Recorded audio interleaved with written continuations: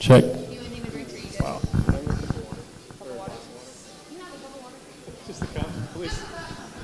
Check, check, check.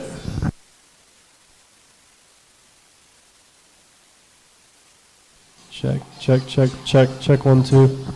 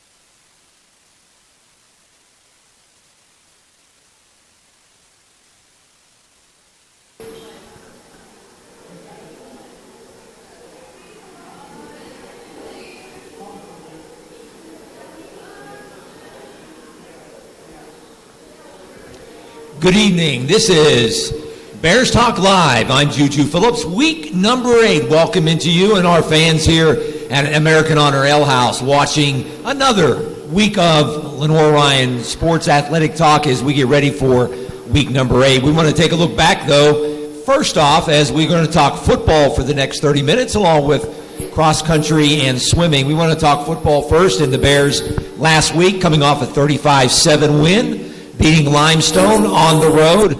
Second big road win of the season for the Bears, who improved to 3-4 on the campaign. Coach Mike Keller, Coach, as you look at the win, what impressed you most? Well, we talked about it a little bit after the game, and I told you the importance of it Friday before the game.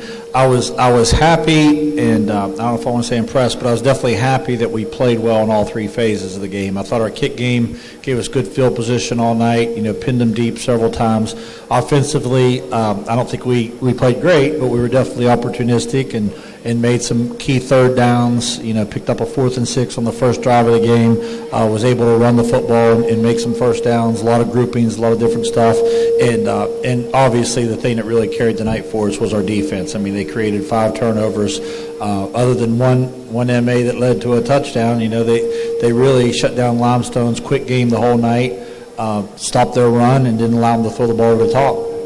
We talked last week, and I know you talked to the team about getting off to a good start, and the Bears did that. Yeah, we did. In our 3 wins, it's been pointed out to me, and we talked about it a little bit, that on all 3 we were able to establish some offense early, and we were able to get turnovers early, which give us, for whatever reason, with a young group of guys, in a certain way, where they go into, they get some confidence by the early success.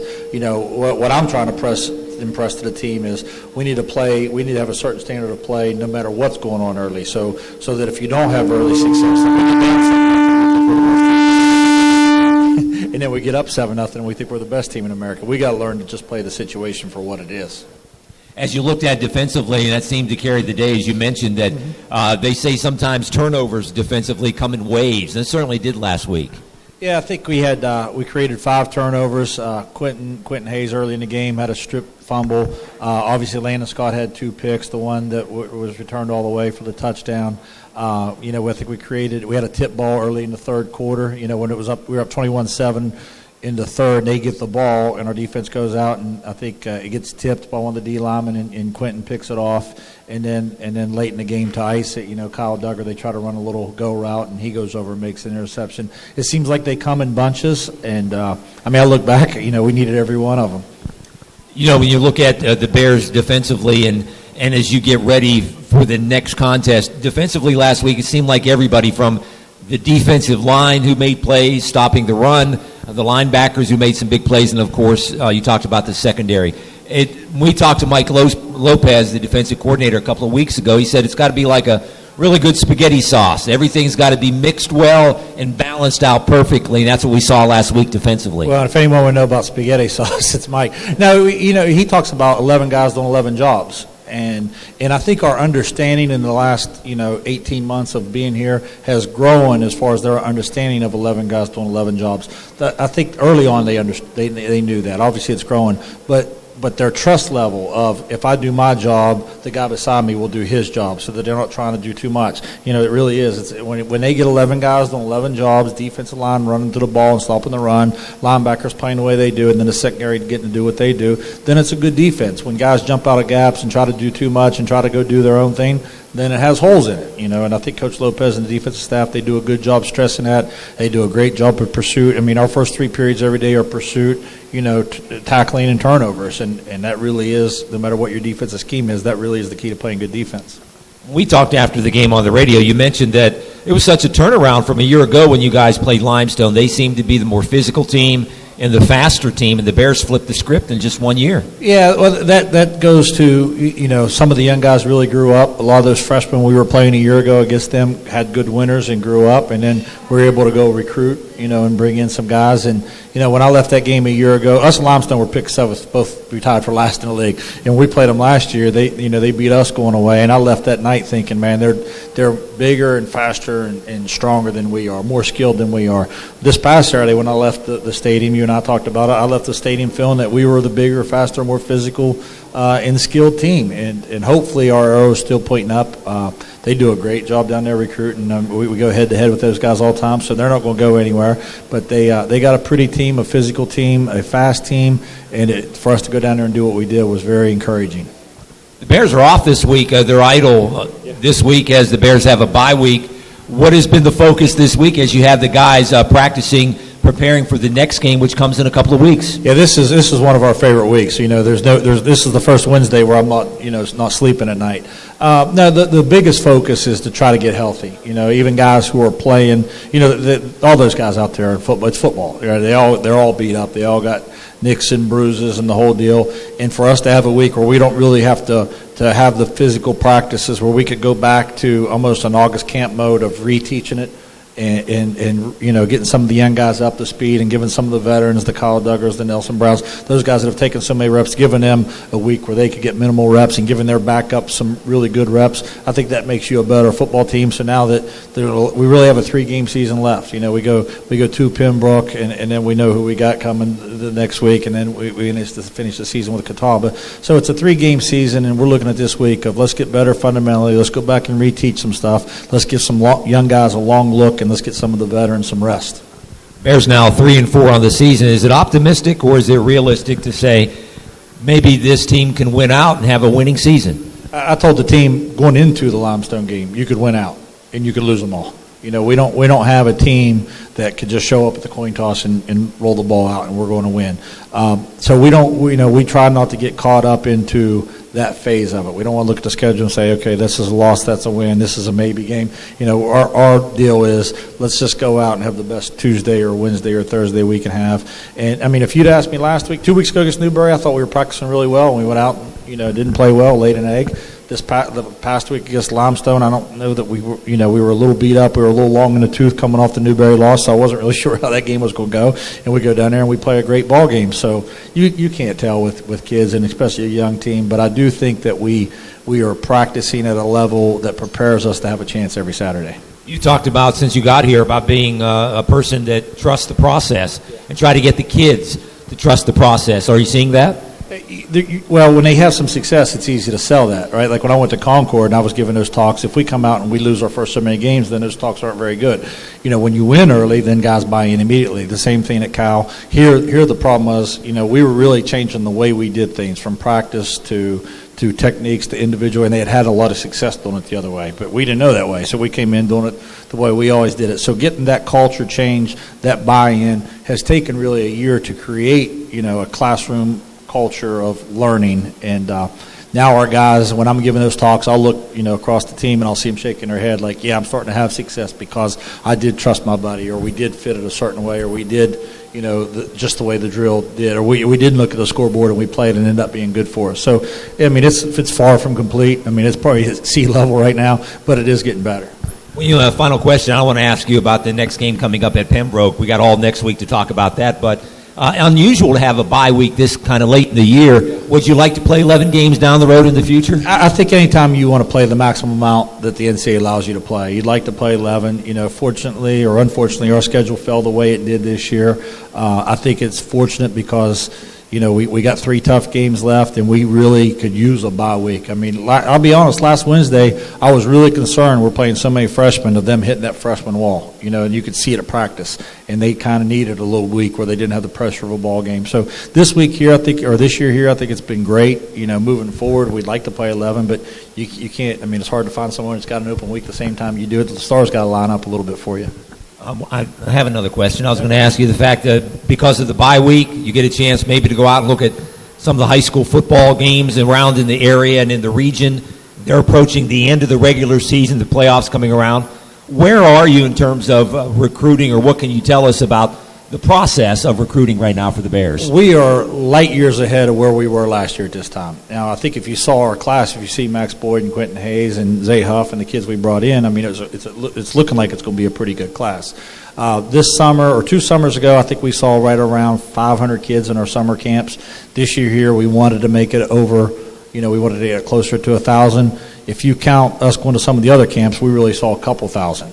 So we've got some offers out there. I'm not allowed to mention names or any of that. This is a very good recruiting area. You got the whole Carolina. You got this, all of North Carolina. You got upstate South Carolina is going to be really good for us. We got to beat, Limestone and some of those people out, or North Greenville for these kids. And the same with our league, Wingate. And there's teams they kind of get in your way. They just don't let you take them all. In Georgia, we're getting into that area hot and heavy. And like I said, we got some good kids. We got some verbals. We got some kids who say they're coming, but you never feel good. You don't feel good about it till you get the facts. I mean, you'll talk to the kid that Sunday night or Tuesday night even, and the kid's 100% in, and you don't feel 100% good about it until you see his name on the dotted line.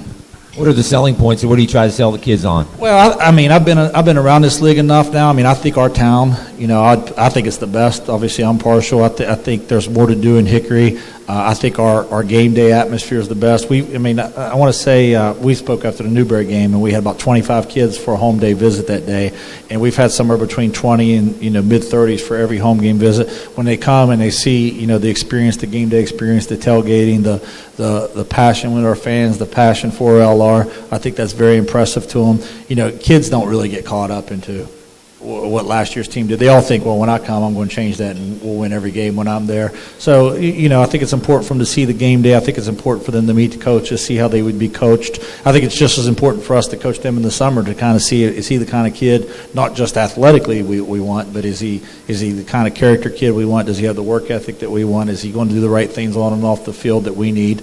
And you're never sure. It's a process that you got to go through, and you do all that you can to get to know the kid the best you can, and hopefully he chooses LR and comes and has a productive career. If the Bears have any kind of recruiting success that they had this year coming in this coming off season, then the arrow, as we say, is pointing in the right direction. That's really what it's all about. I grew up in West Virginia, but I'm a big North Carolina basketball fan, and Dean Smith, Chapter 7, The Carolina Way of his book, I could close my eyes and see it like I just read it yesterday, and he says recruiting is the foundation of your program, and player development is the floor. So that's kind of our job, is to go out and get the best kids that we can that fit LR, and then bring them here and give them some sort of process or culture that allows them to be the best person, best student, best athlete they can be.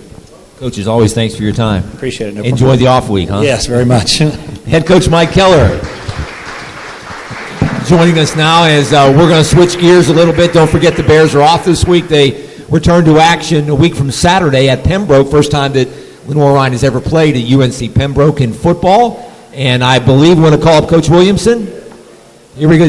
Danny Williamson, the head track and cross-country coach in his first season, who joined us a couple of weeks ago. I think we ironed out some of the audio kinks that were with us that night, some of the gremlins that got into our microphones. And Coach Williamson, it's an honor. Thank you very much for joining us again. Thanks for having me again. You're right in the middle of cross-country season. Tell us how it's going. Well, it's been going great. Kids have really responded to what we've been asking of them. They all seem to be at their best right now, and that's great. We have the conference championship meet coming up this Saturday, and really looking forward to it. We're hosting it here at Southside Park out in Newton, and 9 a.m. Saturday morning. Love to have everyone come out and watch. You coached at Western Carolina for a number of years. Is it any different as you prepare these kids, or as they've been performing in cross country in the thin air in the mountains as opposed to down here in the valley? Not really. We've kind of done the same process, and I haven't seen any difference. Well, I've gotten a lot slower, if you want to know that. It's hotter here, so it makes me run slower. Tell us about your team. You talked about coming up this Saturday at Southside Park in Newton. How's the team performed this year? Talk about some of the players, some of the runners, and how they've done so far. Well, first of all, we'll start out with the men's team. From top to bottom, week in and week out, the kids have really stepped up and answered the bell, accepted any challenge we've asked them to do, and it's really been a total team effort. I really don't want to call individuals out because I don't want to put no pressure on anyone saying, hey, that guy or that girl is really supposed to be the one, but it's just been a total team effort. And the great thing about our men's team is on a weekly basis, it's been someone different, in that middle pack. We've kind of been the same up front, but just guys switching roles and picking up. If somebody's not having the best of the day, someone else has picked it up and covered the spot and everything, and that's what cross-country team running is all about. And then on the women's side, just a group of ladies that's really developed from the beginning of the season. It doesn't even look like the same team that we started out the season with. They've came along so far, and it's just a credit to them because they've, like I said, they've done everything that's been asked of them.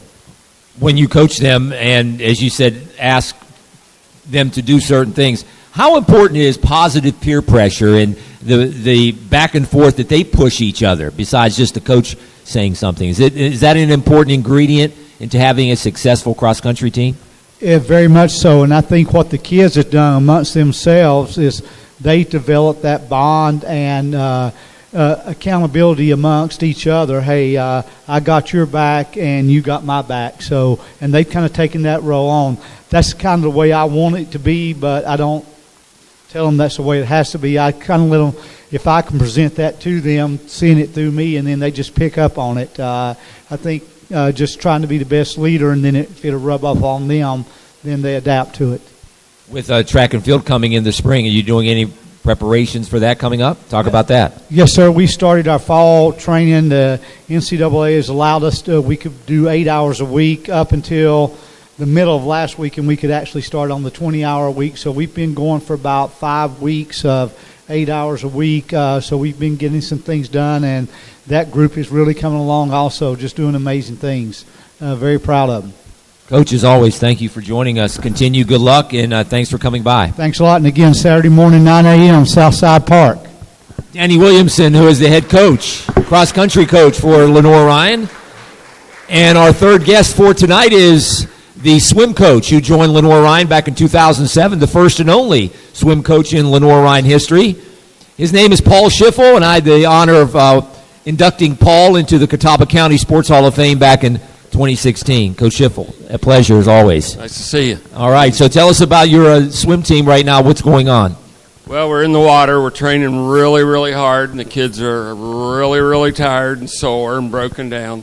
We've got a big meet tomorrow night with Mars Hill. They're kind of one of our arch rivals, and we tend to match up with them real evenly. So it's going to be a big deal tomorrow night, or Friday night, for us. The boys and the girls, both sides have. It's a toss-up as to who could win the meet. So we're really hoping the kids perform well and do a good job. I saw in the recent match against St. Andrews, and the score was 697-68. Explain how a score can get like that, and how swimming is scored, I should say. Well, that was a mistake on the host coach's part. He did not go into this meet management program and adjust the scoring appropriately.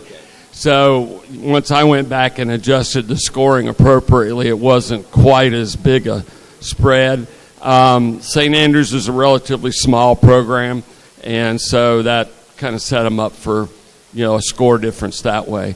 The Converse girls program is not a whole lot smaller than our program, but we had some really good swims, and the kids swam really well on Saturday.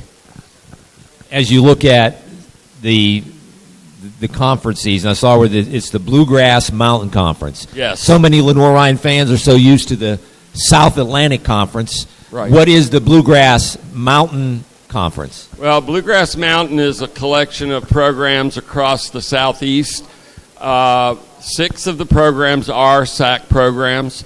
There's the NAIA National Championship team, SCAD, from Savannah, Georgia. And then there are a couple other teams that are also involved. It was developed about 20 years ago by coaches that needed to have a really quality final championship meet at the end of the season because a lot of the programs weren't involved in conferences at the time. It's a great athletic experience for our athletes in that it's probably the best conference in the country with programs like Queens University is Division I national champions 3 years in a row. Wingate was just voted into the top 10 teams preseason for men and women. Carson Newman is also in the top 25. We also have SCAD in there along with a couple other teams. So, the competition is really fierce, and my kids get really pumped up to go down there and swim against those really fast swimmers. 10 years you've been doing this with Lenoir-Rhyne, I guess, as a swim coach, and I remember from your induction last year into the Catawba County Sports Hall of Fame, it's something you always wanted to do is coach at the collegiate level, isn't it? Yes, sir. I was there when the pool was built in 1978. It was still a mud hole, and Dr. Keith Oakes was the athletic director. He had just come on, I think, right after Hanley Painter, and that was a goal, when I came out of college to coach a collegiate team. So I make sure all my recruits know that I have a really strong patience level because I waited like 28 years to be able to coach a college team. So Mr. McGahee gave me that opportunity 10 years ago, and we've built the program up to be a pretty substantial program with 36 kids in the water right now. We've had one All-American swimmer 4 years ago, and we're hoping we can have more going forward. As much success as you had, as you say, in the water, you've also had a lot of success from your swimmers in the classroom.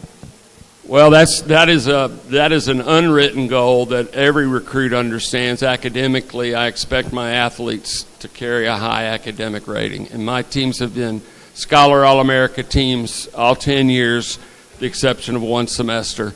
And the men were the top-ranked team in the country 5 years ago. So that's not an understatement. It is a statement and a thing that all my athletes understand. That's priority number one, academics. Talk about recruiting with academics. Recruiting. How do you get young ladies and young men to get into the water at Lenoir-Rhyne?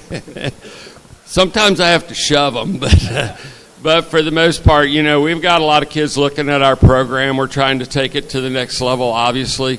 We've got some good recruits coming in this year. There's one that's out there that's a pretty good little recruit that's coming to us that's committed. And so we're just trying to take the next step. We have a sophomore in the program not right now that just qualified for the United States Swimming Senior National Championship in December. So that's pretty high level for us. And with the academic standings of Lenoir-Rhyne University, the facilities that are provided by Lenoir-Rhyne University, the community that surrounds Lenoir-Rhyne University, it makes it a little easier to draw these athletes to the university and the swimming program. Again, as we wrap things up, tell us what you got coming up. The team has coming up, you said, later this week. Well, we've got Mars Hill in a dual meet Friday evening at 6 o'clock. Warm-ups start at 4:30, and the first event will go off at 6 p.m. The kids are working on a promotion called Pack the Pool. So if you're interested in coming and checking out what the Bears are doing in the water, that would be a great opportunity. 2 weeks after that, we leave for a 2-day meet in Atlanta, where we're swimming against Wingate University again. We'll also be swimming the Division III national champions Emory University in their home pool, and Catawba University will also be there. They're kind of on an even keel with us as far as arch rivals, and I believe Georgia Southern will be there. And then we come back off of that, and we'll finish our fall training with some fast swims in Charlotte in what's called the Fall Frenzy, the weekend right before Thanksgiving. I like that name, Fall Frenzy. Coach Schiffel, it's always a pleasure. Nice seeing you, and thanks for coming you by. For all your support. You're absolutely right. Paul Schiffel, who is the head women's and men's swim coach at Lenoir-Rhyne. And, folks, it's right about that time at 7:30. We have wrapped things up. We have any other special guests? You want to come on up and join us?